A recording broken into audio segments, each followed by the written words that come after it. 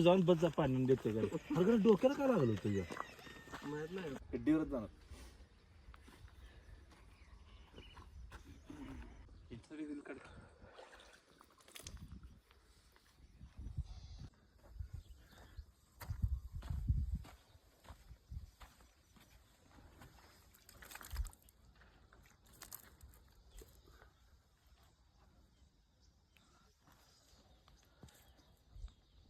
बोल.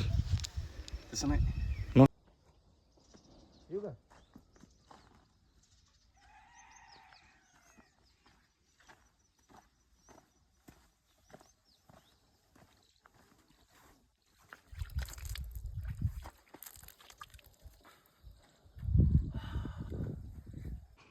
आपण आलो गणेशच्या शेतामध्ये. साईडला उभा आहे सचिन आणि हा आहे गणेश. तर रात्री गणेशची तर आपण बेत वगैरे बनवला होता चिकनचा. त्याच्यानंतर आता सकाळी आम्ही आलेलो आहे शेतामध्ये आणि आम्ही जाणार आहोत विहिरीमध्ये पोहायला. तर सचिनने सकाळ सकाळच टोमॅटो वगैरे खाल्ले होते. तर सचिनचा एक्सपिरियन्स कसा आहे विचारू. बोल सचिन. टोमॅटो एकदम मस्त होता. खूप वर्षातून खाल्ला तो छोटा टोमॅटो. आणि गणेशच्या घरी आता वगैरे बघितला कसं पण वाटलं? नसेल टोमॅटो तो छोटा एकदा दाखवू एक तो छोटा टोमॅटो बघा इकडे अनेकदा इकडे हा टोमॅटो हा टोमॅटो आहे ना मला एकदा एकदम भारी तर टोमॅटो हे टोमॅटो थोडंसं आंबट आहे. तर एक नंबर आहे. हा मी खाल्लाच नव्हता ते हा. मी खाल्लाच नव्हता तो. आणि हे बोर येताना गोळा करू बोर. तर शेतामध्ये चाललोय. वाट आहे एकदम काट्या कुट्यातून. काय म्हणते रे ह्या घासाला? आमच्याकडे गिनीगोल नाही लागा वेगळा आहे घास. काय आहे बघा कुठे आहे रे? अरे हे डोक्याला जर लागलं ना निघत नाही. मित्रांनो हा लांडगा बघितला आहे का? तर हा बऱ्याच ठिकाणी आता बघायला मिळत नाही. पण एकदा जर हा डोक्यामध्ये केसामध्ये अडकला तर अक्षरशः डोक्याचे केस म्हणजे ते निघतच नाही लवकर. ज्यांचे लहानपणी हे अनुभवले त्यांनी सांगा कमेंट. आजकाल एवढे मोठे आंब्याची झाडे कुठे पाहायला मिळतात मित्रांनो. तर हे आंब्याचं झाड आणि आंब्याच्या झाडाचा बुडका बघा किती भारी आहे. साईडलाच विहीर वगैरे 2-2 आंब्याची झाडं आहेत. आणि आम्ही आता शेतामध्ये सकाळी 8 वाजता पोहायला चाललेलो आहे. एकदम थंडीचे दिवस आहेत पण त्याच्यामध्ये एन्जॉयमेंट. तर इकडे शेतामध्ये आलो आहे. सकाळी दात घासण्यासाठी हा लिंबाचा पाला काढायला सुरू आहे. सचिन काय पाला नाही ही पाला नाही रे तू पाल्यानं दात घासणार का? कांडे कांडे की कांडे पासून झाले एवढं त्याचा ब्रश करतोय ना? हे मला पण करूया का? ह्यानं पण करतात. कांडे त्याचं पण येतंय. नाही, उलट हे जास्त इफेक्टिव्ह असतं कांडीपेक्षा त्या. हे पहा मित्रांनो आपल्याकडं जर गावी कोलगेट नसेल तर आपण दात घासण्यासाठी याचा वापर करतो. हे अत्यंत उपयुक्त असे शरीरासाठी निरोगी टूथब्रश आहे आमच्यासाठी. हे बघा याचा पाला काढायचा असे पाला काढून घ्यायचा. याचा टूथब्रश असा बनवायचा आणि हे वाव कडू लागत नाही. मस्त लागतो. मला पण एक तयार कर. हा मित्रांनो जर आपल्या शेतामधून चालू आहे तर इथं आम्ही साईडला मिरच्या लावलेत. पलीकडे मिरच्या आहेत आणि हा शेळ्यांसाठी मेथी घास. तर एकदम भारी. हे मला एक कर ना ते. तर आम्ही आता सकाळी चाललो विहिरीमध्ये पोहायला.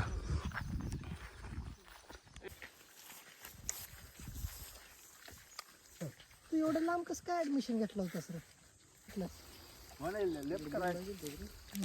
कुठं ते काय केलं रे? पाईप कशाच आहे? ड्रिप खास कोणी केलंय ते? काय टाकलंय? मित्रांनो आपण इथे एवढा मोठा मेथी घास केलेला आहे आणि त्याच्यामध्ये हा रेन पाईप टाकलेला आहे. आणि रेन पाईप म्हणजे तुषार सिंचन सारखं नाही.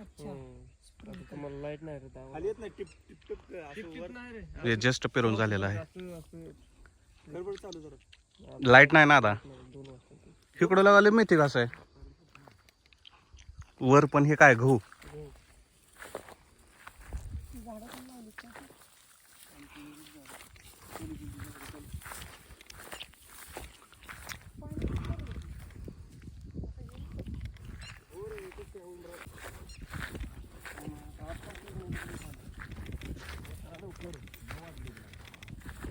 किती वाजता निघायचं आपल्याला?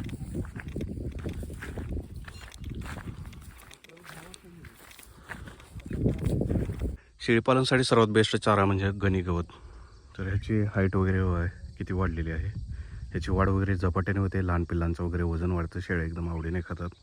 ह्याला जास्त पाणी वगैरे द्यावं लागत नाही आणि कमी एरियामध्ये तुम्ही हे व्यवस्थित हे करू शकता. तर हे जे गवत आहे त्यासोबतच इकडं आपण ड्रिप हे केलेलं आहे. तुषार सिंचन टाईपचा रेन टाईपचा पाईप टाकलेला आहे आणि एवढे सर्व मेथी घास आहे. इकडं आपण गहू वगैरे केला आहे. तिकडे थोडंसं त्याच टाईपचं गवत आहे. वरती परत मेथी घास आहे. आणि आता आम्ही शेतामध्ये चालतो पोहायला. हिवाळीमध्ये एकदम थंडीचा महिना आणि त्याच्यामध्ये आम्ही चाललेलो आहोत इकडे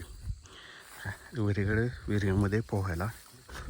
तर इकडे आम्ही आलो आहे आणि विहीर जी आहे ही एकदम फुल भरलेली आहे. तर या विहिरीमध्ये जवळपास 3 मोटर असतात, कंटिन्यू चालतात. तर या विहिरीचं पाणी वगैरे अजिबात निघत नाही आणि या विहिरीला बांधणी वगैरे केलेली आहे. हे बघ सोन्या बेडक कुठे? तर इथं एक सोन्या बोडक बेड बसलेला आहे. तर आता पोहायचं हे प्लॅन सुरू आहे. वरती पाणी येते का? काय अरे आतापर्यंत पाणी कपडे घेऊन ये ना. स्टार्ट. एक गणेश बघ केलं का सुरू? यार तसं टाकतो मग ढकल ढकल तिकडे ढकल.